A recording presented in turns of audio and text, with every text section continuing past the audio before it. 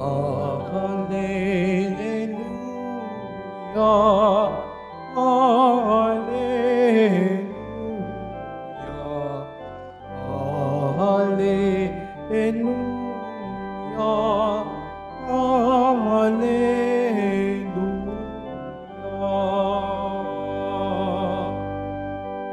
Dinggin ninyong lahat ngayon ang tinig ng Panginoon sa loob na mainaon. Hallelujah. Hallelujah. Hallelujah. Hallelujah.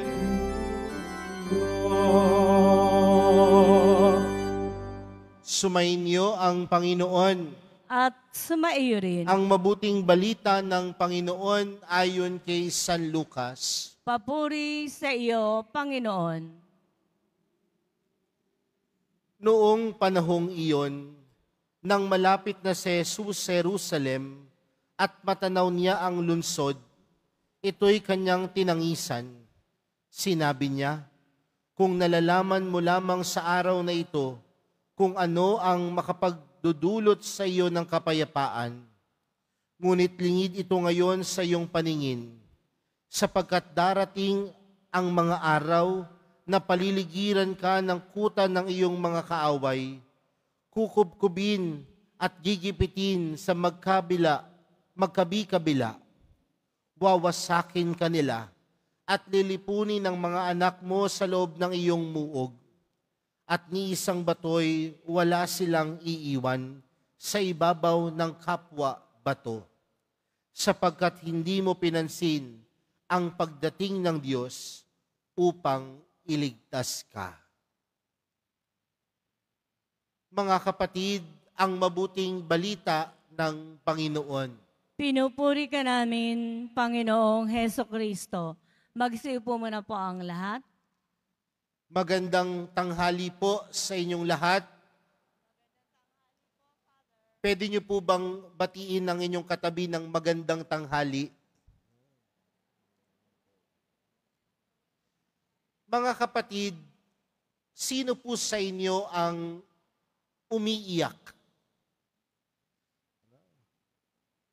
Wala pong umiiyak sa inyo. Sino pong umiiyak? Marahil karamihan sa atin umiiyak.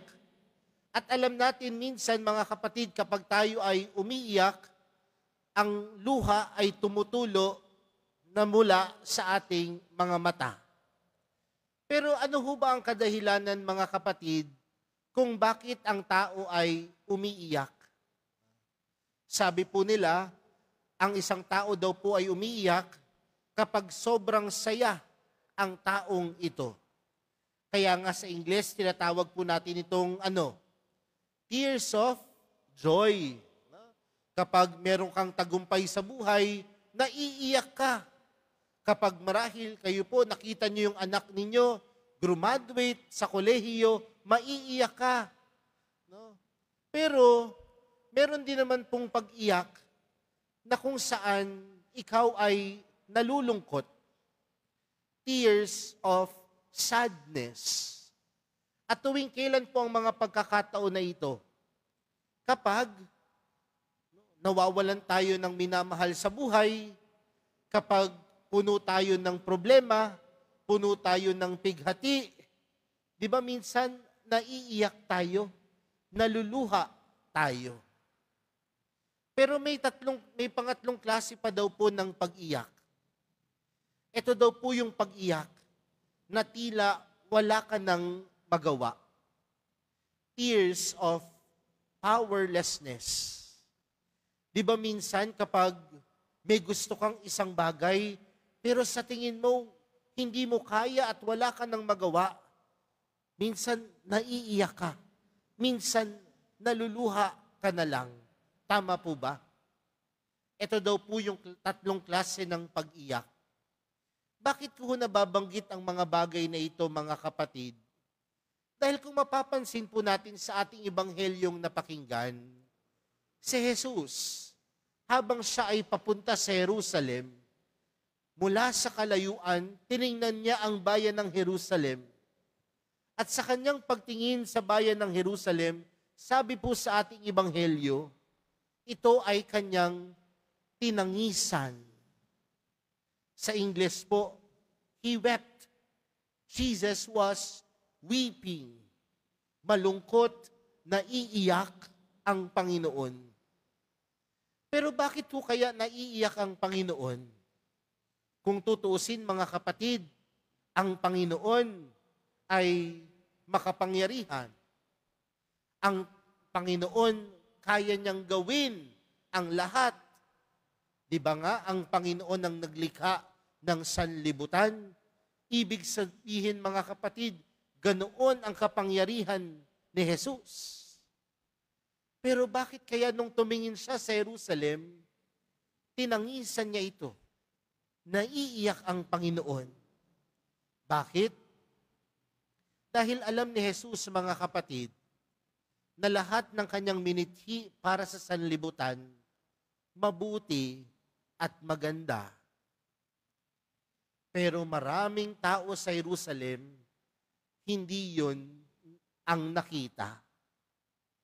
Hindi nila nakita ang pagmamahal ng Diyos, hindi nila nakita ang kakayanan ng Diyos, hindi nila nakita yung kakayanan ng Diyos na ibigay ang kanyang buong sarili.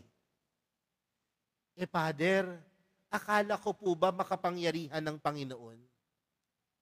Pero tandaan natin mga kapatid, may isang bagay po na tunay na iginagalang ni Jesus sa atin bilang mga tao. At ano po yung ginagalang ng Panginoon sa buhay po natin bilang mga tao?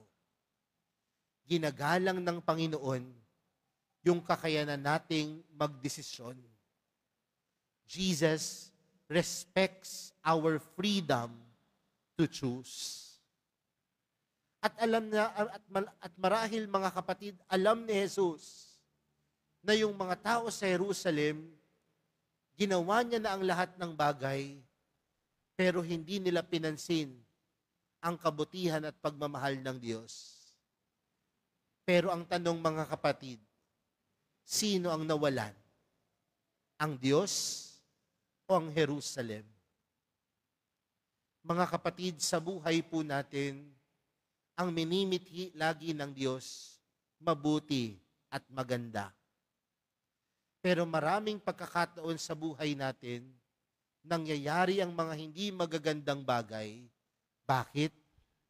Dahil din sa ating sariling mga desisyon sa buhay. Minsan po, may lumapit sa akin. Sabi niya sa akin, Father, alam niyo po, araw-araw po akong nagdadasal. At araw-araw din po akong nagsisimba. Pero pagkatapos ko po magsimba, pupunta po ako sa paborito kong restaurant. At araw-araw din po akong kakain ng crispy pata. Sabi niya sa akin, Father, bakit po ako nagkakasakit? Araw-araw naman po akong humihiling ng pagpapala, biyaya, at dasal sa Panginoon. Bakit parang pinabayaan ako ni Jesus? Sa tingin ho ninyo, bakit siya nagkasakit? Hindi ho dahil kay Jesus. Dahil araw-araw siyang kumakain ng hindi malusog na pagkain. Mga kapatid, ang minimithi sa atin ng Diyos mabuti at maganda. Pero maraming pagkakataon, ang sarili nating desisyon ang naglalayo sa atin sa kabutihan ay pinagkakaloob ng Diyos. At mga kapatid, pinapaalala sa atin sa araw na ito, tumatangis ang Panginoon. Umiiyak ang Panginoon sa mga pagkakataong hindi tayo marunong sumunod. Umiiyak ang Panginoon, nasasaktan ng Panginoon sa mga pagkakataong matigas ang ating ulo at puso. tumatangis si Jesus sa mga pagkakataong binabaliwala natin siya. Kaya mga kapatid, sa araw na ito, tingnan po natin ang ating mga desisyon sa buhay. Tingnan po natin kung paano natin tunay na ginagawa yung ating sariling kalayaang magdesisyon. Ito po ba'y nagbibigay kaligayahan sa Panginoon? O ito po ba'y tunay na nagbibigay ng lungkot at luha sa Panginoon? Kaya nga napakaganda nga po ng ating Salmo Responsorio para sa araw na ito. Kung maalala po ninyo, ang ating pong Salmo Responsorio, ang masunurin sa Diyos ay sasagapin niyang lubos. Kung tunay tayong masunurin mga kapatid, lubos-lubos ang pagpapala. At ang pagpapala na iyon ay hindi din magdudulot upang ang mahal na pong Jesus Nazareno ay tumangis sa atin. May sarili tayong desisyon at nawa ang mga desisyon natin sa buhay tunay na magbigay galak sa Panginoon. Amen.